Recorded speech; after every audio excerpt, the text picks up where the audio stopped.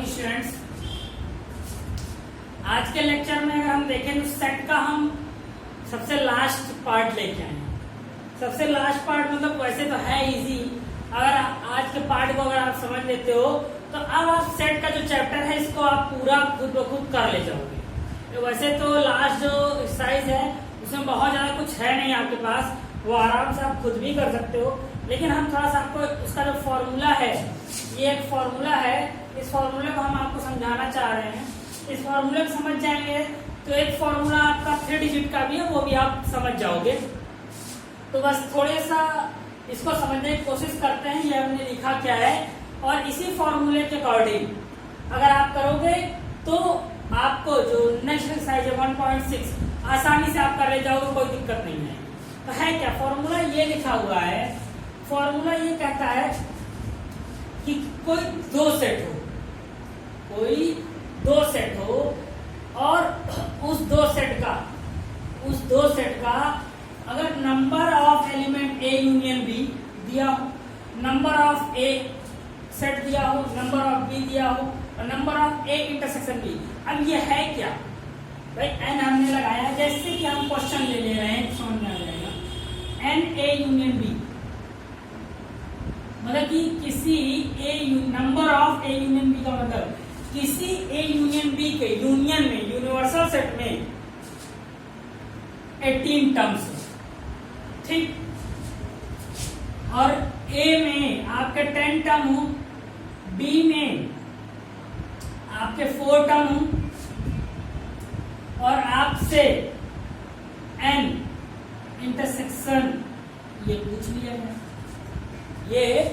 जाए। तो अगर आप देखो तो अगर ऐसे केस में ये चीज पूछ ली जाती है आपसे कि यहाँ 3 दे दिया, चौथा पूछ लिया, तो आप देख ही रहे हो आपका फॉर्मूला है क्या, A union B equal to n A n B और ए इंटरसेक्शन बी। इस फॉर्मूले में अगर आप रख दो, देखो 18 10 + 4 माइनस ए इंटरसेक्शन बी,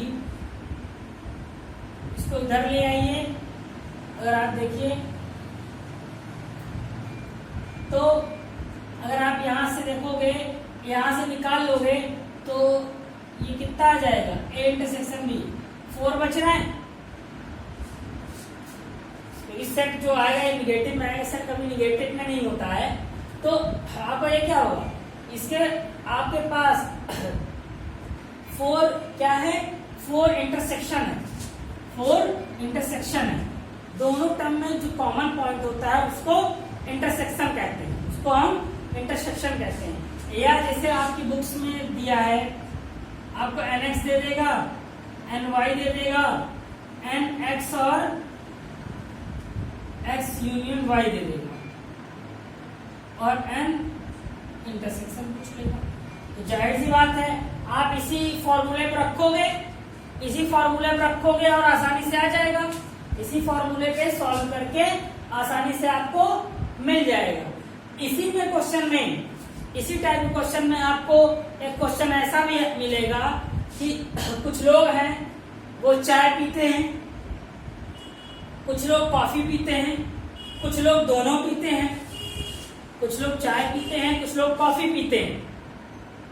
जैसे मान लीजिए, चलिए हम मान ले रहे हैं कुछ लोग, जैसे ये चाय के लिए हो गया, तो टी पीने वाले लोगों की संख्या 18 है, कॉफी पीने वालों की संख्या 14 है, और दोनों पीने वालों की संख्या 4 है।